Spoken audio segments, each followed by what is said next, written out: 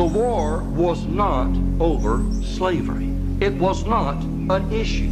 Let me prove to you, just by two simple statements, I'll give you more, but let me prove to you that the war was not fought over slavery.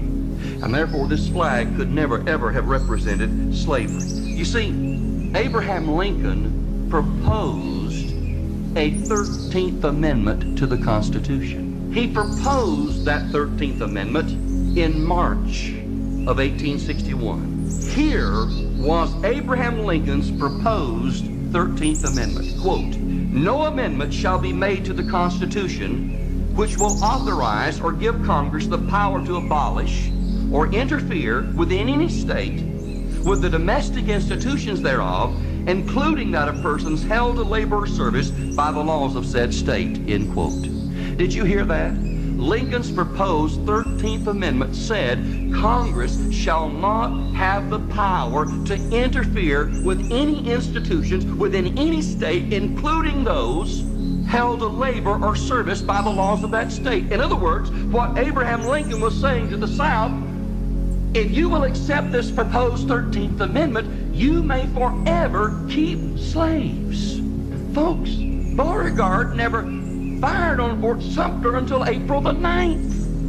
This was in March of 1861. If the war had been about slavery, and if the South wanted just to keep slaves and that was it, why fire a gun? Why fire a shot? Just simply accept this proposed 13th Amendment and it would all be over. Let me read to you. This resolution was passed unanimously by Congress on July the 23rd, 1861.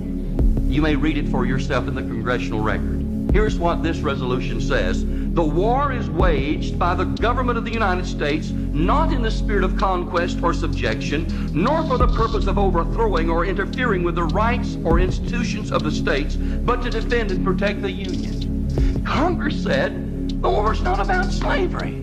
Lincoln said the war's not about slavery. I will even give you a 13th Amendment that will allow you to make slavery permanent.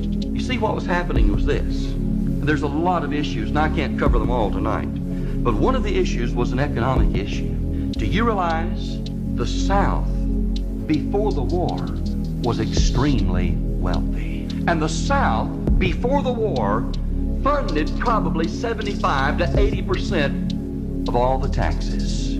But the North wanted a 40% tariff. The South said no. The most we will ever agree to is a 10% tariff.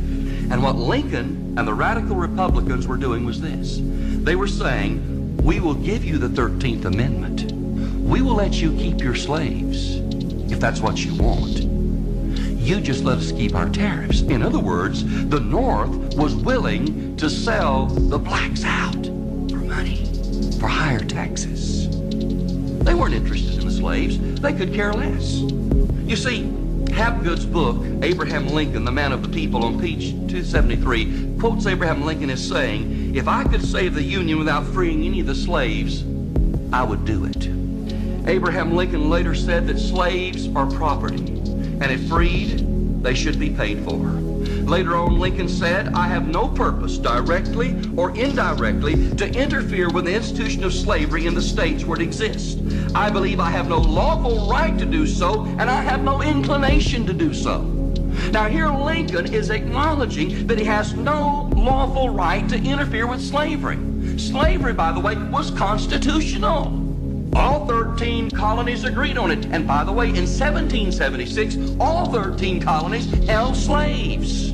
Not just the South, all of them. Lincoln said, I have no lawful right to interfere, nor, he says, do I have an inclination to do so. In a letter to Alexander Stephens, who happened to be later the Vice President of the Confederacy, Lincoln wrote Alexander Hamilton Stephens and says this, do the people of the South really entertain fear that a Republican administration would directly or indirectly interfere with their slaves, or with them about their slaves? If they do, I wish to assure you that once as a friend and still I hope not an enemy, that there is no cause for such fears. The South would be in no more danger in this respect than it was in the days of Washington. So once again, Lincoln is saying it's not over slavery.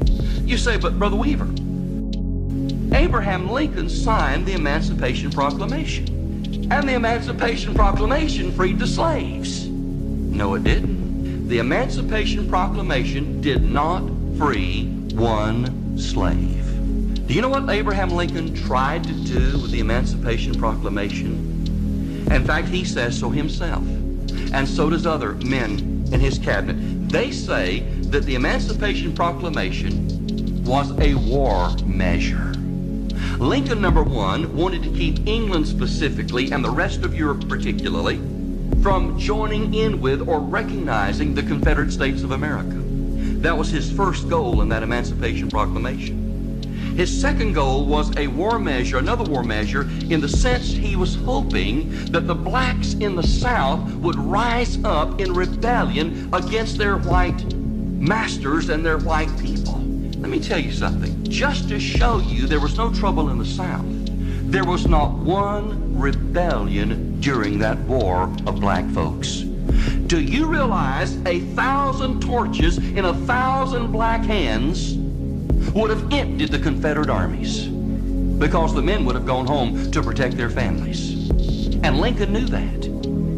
You see, what Lincoln did was this. Now listen to me. Lincoln tried to free the slaves in the South where he had absolutely no authority, and he refused to release the slaves in the North where he did have authority.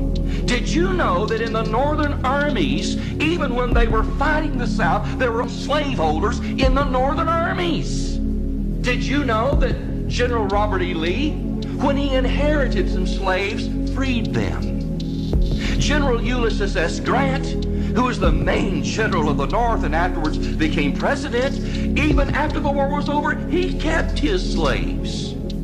And he did so with this excuse: good help is hard to find. You see, the truth of the matter is this. The Emancipation Proclamation was not only unconstitutional, and everybody recognized it, it cost the Republicans a lot of elections. There were 5 northern states that refused after that to elect Republicans to Congress. And moreover, there were a lot of Union soldiers that deserted because of it and refused to fight. Slavery was not the issue.